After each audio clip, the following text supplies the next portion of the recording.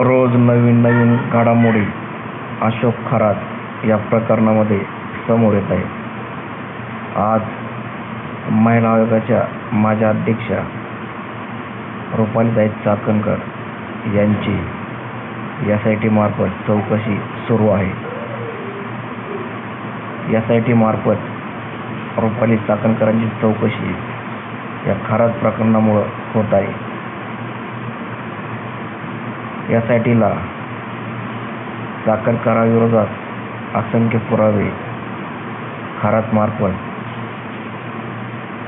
सापडले आहेत असा अंदाज व्यक्त करण्यात येत आहे. त्यामुळेच रुपालीताई चाकणकर यांना आज SIT मार्फत चौकशीसाठी बोलवण्यात आलं.